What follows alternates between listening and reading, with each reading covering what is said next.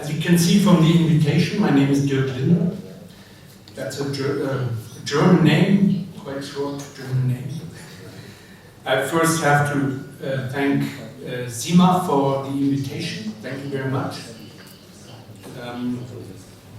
Second thing I want to say is I want to express my solidarity with the Portuguese people in, I think, difficult times.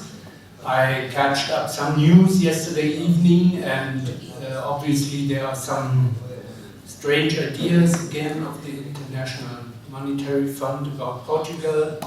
And I just want to say, and I think I can say that on behalf of my organization, the German union IG Metall, that not everybody in Germany agrees to austerity policy. And we don't, and we fight that in Germany, and we will fight that everywhere.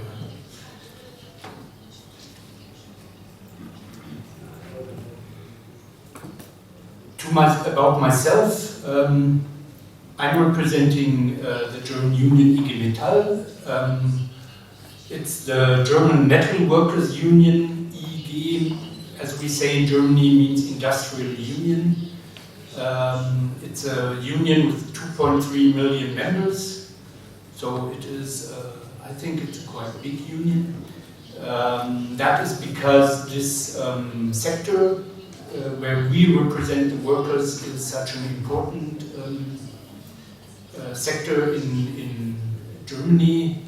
So we represent the workers in the metal industry, electronic industry, car industry, steel industry, even now the workers, which are not very many anymore, like in the textile industry. So that's why we have this amount of members. I'm working now for my union, especially on the company Siemens, which is also represented here in Amadora, near Lisbon, here in Portugal. Siemens is, so I'm not an expert for small and medium enterprises. Siemens is still a big company with 350,000 employees worldwide, and my responsibility is to try to build up union contacts worldwide. I was asked to say something about the German system of employees participation. And I think I can do that because I practiced that myself. I've been 20 years on the member of the Works Council of a big lamp factory in Berlin, in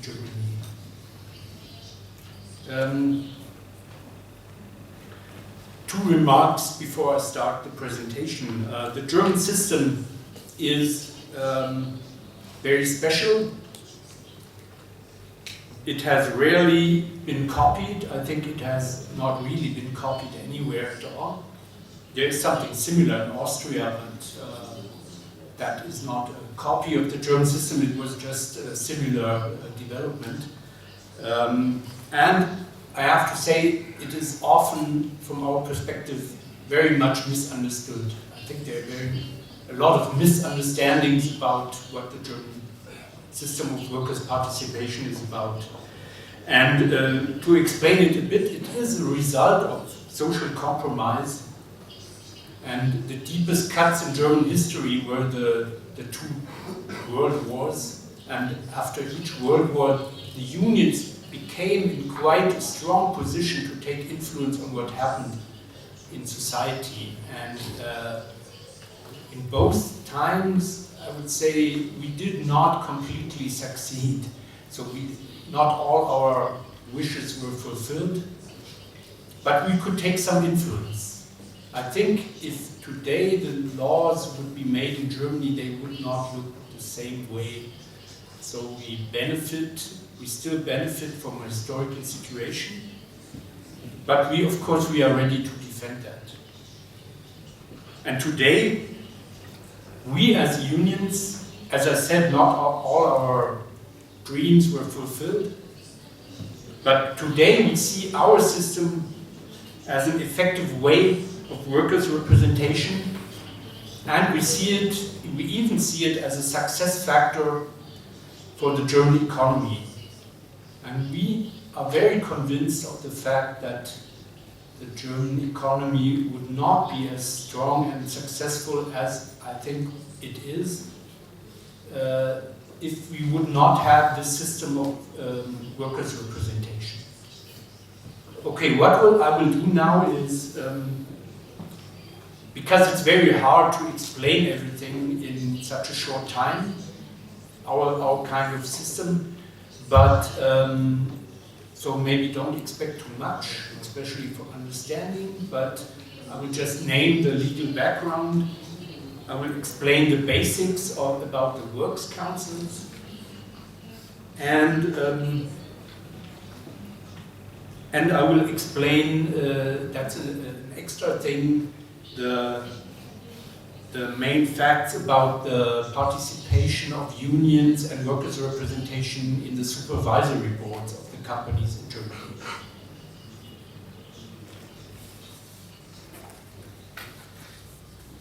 The system in Germany is principally called like a dual system. Dual means there are unions and there are works councils. The works councils are, by law, are completely independent of unions, which sounds very problematic.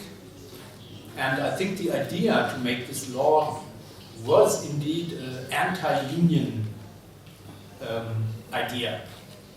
So it was a law which was against the union influence inside the company.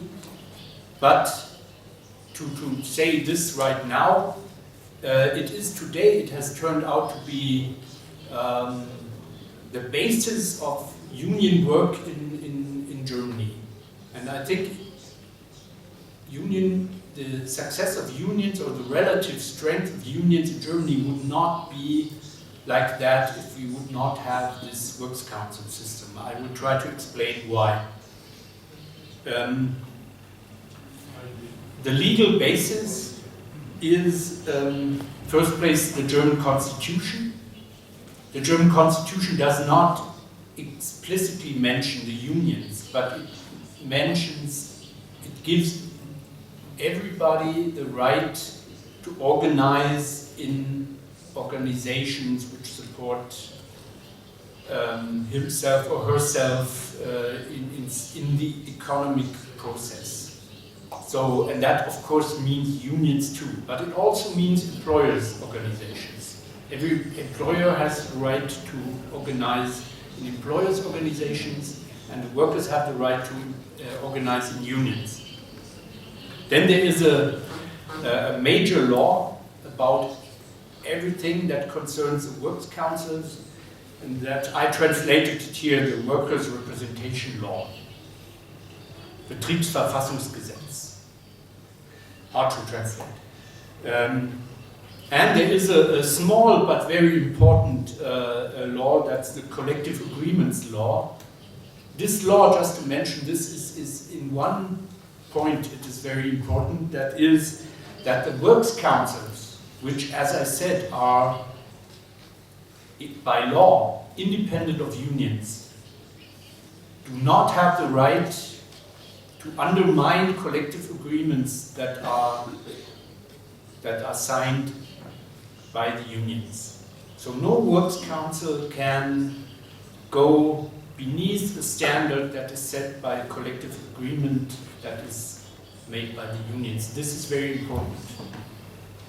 So like if you have, like our union has made a collective agreement, the working hours are 35 per week. So your employer asks you to agree to 40 hours per week.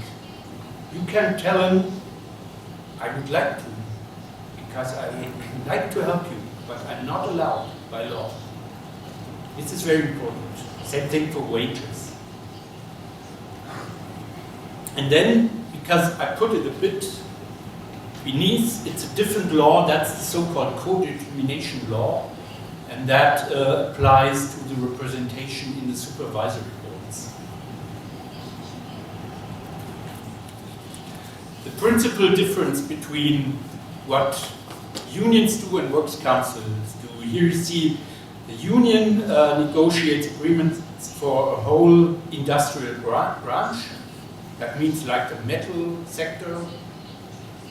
Whereas the works council negotiates agreements on company level. That's just the principal thing. The trade union agrees on collective or does collective bargaining for wages and general working conditions like working hours and things like that. And the works council can or has to negotiate special additional like benefits or specific agreements on company base. And the trade union, that's the whole idea, negotiates not with single employers, but with employers' organizations. So that's the main idea. One side you have the unions, other side you have the employers' organizations. Whereas the works council is inside the company and the works council negotiates with the company management. That would be like a rather complex group.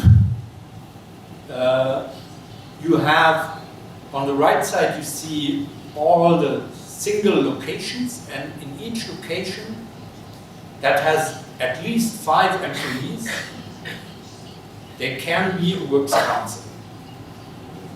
The size depends on how many employees are there, but principally, generally, starting from 5 employees, you can have a works council. And like here you see, like one is a bit bigger. All the works councils of one company form a central works council. And this is a big company, so it's structured like it is, consists of several like sub-companies or sister companies, and so they will, all these central works councils will form one group's works council. But it's important to know that like the center of power is the central works council. The group's works council is just an instrument for exchange of information. The participation rights of the works council are like, in three levels. Just a right for information. The Works Council has, for example, on economic decisions of the company. So it is not like that. We, of course, we regret that, but the law is like that, that the company can make economic decisions by itself. And of course they have to give information to the Works Council, but nothing else. The second level of a bit stronger rights are, or is the right for consultation. Here it said like individual personal decisions, like it is like a layoff of a person. Like this person has done something wrong, he's always late, and then the employer has to give a note to the Works Council, and the Works Council has to give a written statement. But to be honest, this is not co-determination because it has in first place no consequence. It is interesting maybe if the employee goes to court and says, why was I fired? I don't agree. And then the judge will ask, what does the Works Council statement say? But there are other things which can be very important for the single employee, like if the employer wants to change a position. Then the Works Council has means to defend the single employee from the decisions of the employer. And the strongest level of participation is so-called co-determination. That are all the things here in general concerning social matters, but it is more. It is, for example, everything concerning the working time. The employer cannot decide by himself. He not only has to ask the Works Council for his opinion, he has to ask the Works Council for allowance, for approval. And if the Works Council says no, it's no. So that means in practice that both sides have to agree, nothing else. And there has to be a compromise. You see it here in this. This is, of course, from our point of view, a bit sad, but it is like that. I just have to make it clear because there are so many misunderstandings about our system. The level of participation in Germany is very high when it is about like social matters, like what food is there in the canteen.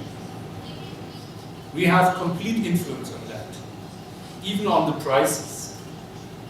But if it goes to economic matters, like do we produce something in this factory or do we stop the production, that is still left to the employer's decisions. And now I want to change to the supervisory board.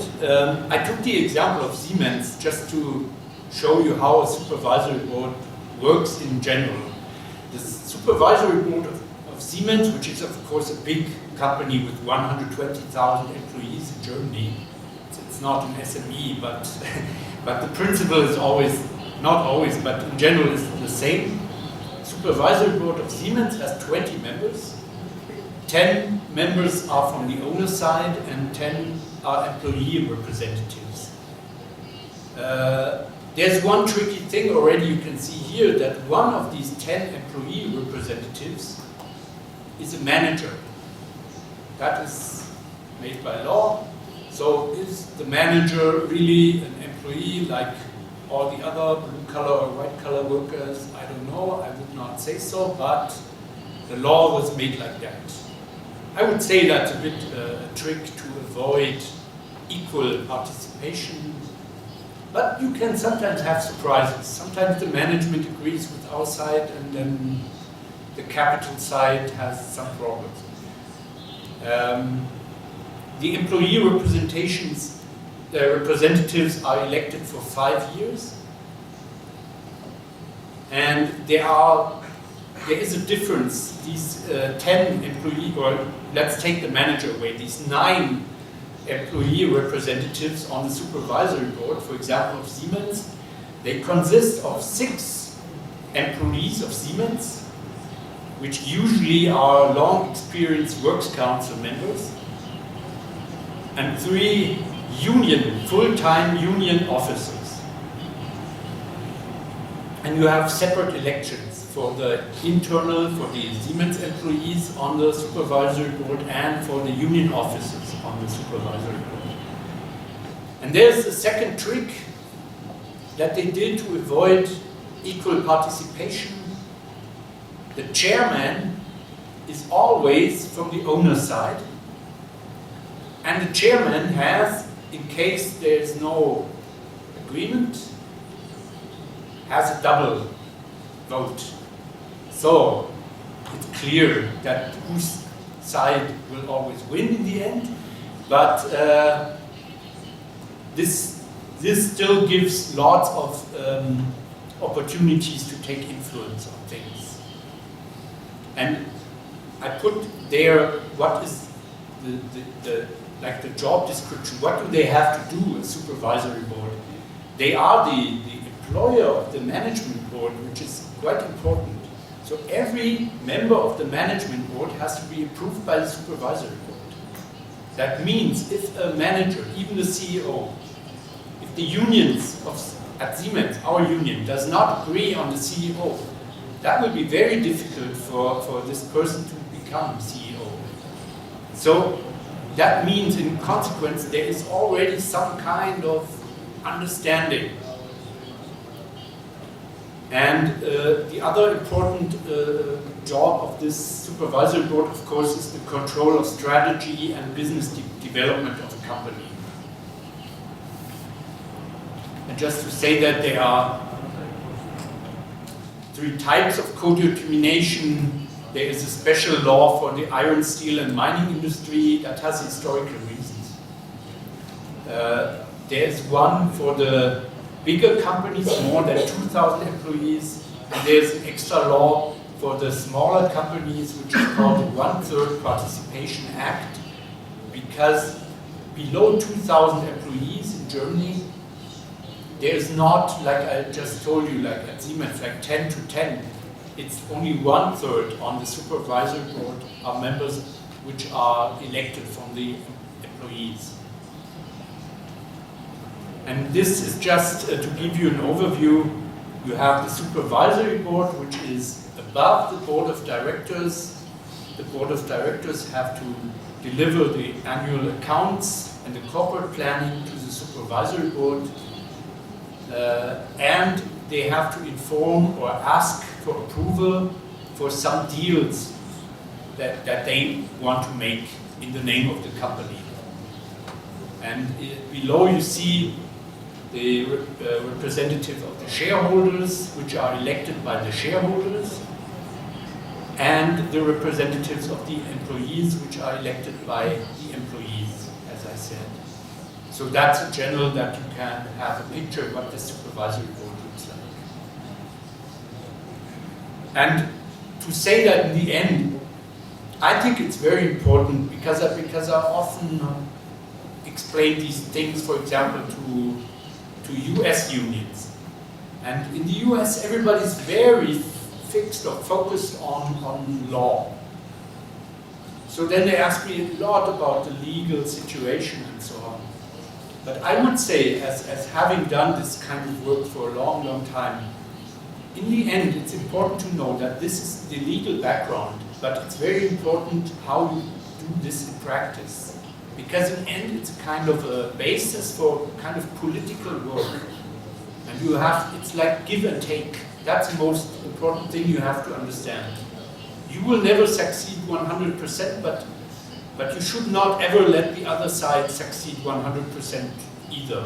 So that's the whole idea of it, to find compromises. I think that's very important to understand and have. That's why we think it is a good thing that saves the companies in Germany from these short-term decisions that they are driven to, especially by the capital market, by the stocks and things like that. So we think we can help the companies in their existence by like shielding them away from the influence of the capital market, which is always very short-sighted.